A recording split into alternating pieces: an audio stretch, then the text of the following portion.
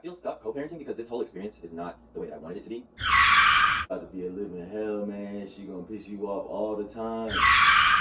Obviously, things did not turn out the way that I planned for them to turn out.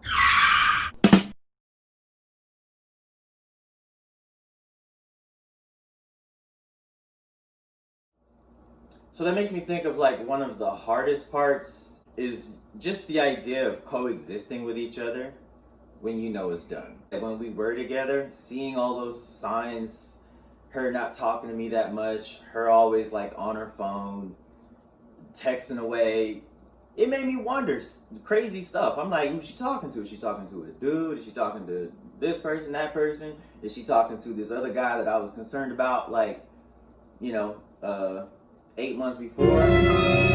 What's really going on? But I really didn't know what was going on.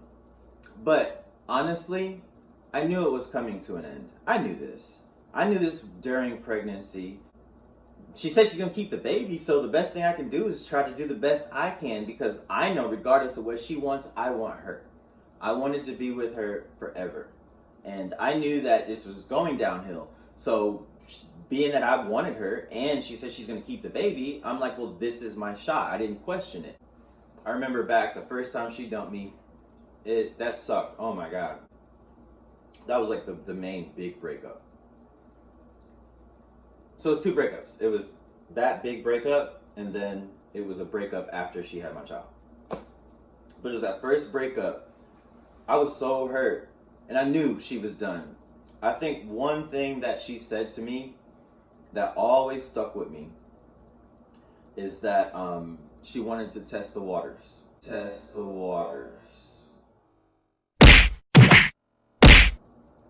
That's probably the worst thing that you could hear. I took her to dinner, basically one last time. I tried to pour my heart out to her because times were so good in the past.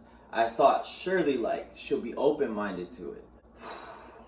That was a tough dinner. That was uncomfortable. A lot of confusion. And again, just realizing that women can, regardless of what, get to a point of no return. It was like dread the whole time. Like she was just really uncomfortable being there with me. It wasn't long before that we were together. And things seemed to be good. So for me, I was just confused as to like how she just snapped so quickly and just had such a sudden change of heart. Because it kind of makes you feel like shit. Kind of makes you feel like you're not good enough for this person. And that sucks for me because at the time, that's the only person that I wanted to be with. I mean, she was my girl. Maybe I didn't do a good enough job of letting her know how much she meant to me. Trying way too damn hard. Fast forward to today. We get into little arguments all the time. I'll typically pick my child up and I'll have her for a couple days every week. So Jenny does a great job of allowing me to have as much time as I'm able to get with my child. That was a challenge at first while I was, still in college and working at the same time. But now that I'm out of college, thank God, I have more time. But she just started school, so that's another thing too. We'll talk about that. It's become to the point where like every little thing is an argument. There have been times where we have done family things, like say we gotta coexist for a day because maybe it's the child birthday, then we together on that day. But for the whole freaking day, like she will barely talk to me and just be all over Delaney.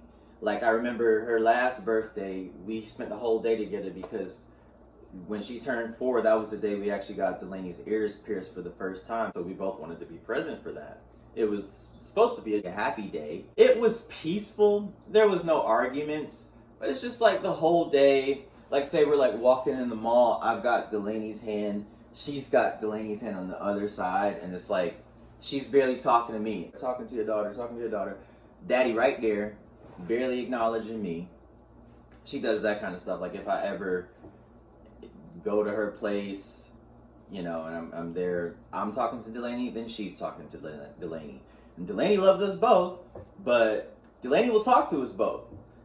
I think one thing that just bothers me is like Delaney, she's so filled with love, so one thing she'll do, Like, say when we're in the same space, like dropping off or something, Delaney will grab mommy and grab daddy, kiss us both, and try to bring us together for like a big group hug.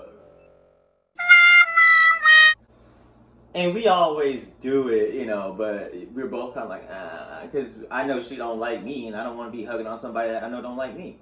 So it's awkward because you don't want to just say no, like, because your child is the innocent little child, like, is filled with love. She's trying to do that.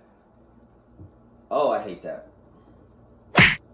So it's just like a lot of those little things. It just makes me feel like I'm stuck dealing with this person that I know damn well does not want to be with me, doesn't want to deal with me. It sucks, like, when you have that feeling like you wish you ain't never got to talk to this person no more. Like, oh my God, if I could just delete this person's number and just never have to hear from them. In the past, that's how it's been with any other woman that I've been in a relationship with, and I don't want to talk to them anymore, and it didn't work out. It's like, oh, all right, delete, we done. I ain't got to see you no more. But you can't do that when you have a child. All this other stuff, like, it's just too much. What's the need for all this animosity and all this negative energy? It's no need for that. I know you're going to move on. I know you're going to date other dudes. You know, let's just respect each other first as Delaney's parents, and I think everything else will be good. I'm not trying to sabotage or get in her way of any type of stuff with what she's got going on. I barely know about that anyway. She never tells me anything. It's literally like coexisting, co-parenting with a stranger. That's really what it is. That's what it has become. She's basically designed it to where communication is just cut and dry, bare minimum. It's matters of the child, whatever's got to do with Delaney. Like, for example, like, she just had her first week of school. You know, we setting up like school stuff. We got an app, you know, it's like we can communicate directly with the school. So she ain't got to really talk to me about shit going on with school because I can just check the app. It'd be like real, like indirect like that, real like passive. And it's like, it just made me feel like really uneasy because it's like, she's a great mother. She's a wonderful mother for a new mother that was kind of reluctant of motherhood in the first place. She has been doing a wonderful job. I think a lot of the mothers out here, these new younger mothers, they're doing good because they know, like, they can't fail. They got this child to feed. So they step up. And she has truly stepped up. But I just want her to know that, like, I am an ally, not an enemy. That's like the biggest thing for me. I'm not your enemy. I'm not trying to fight you. I'm not trying to hurt you. I gotta see you every week or so, or, you know, that you're not somebody that I want to block. Sometimes I feel like I want to, but I can't.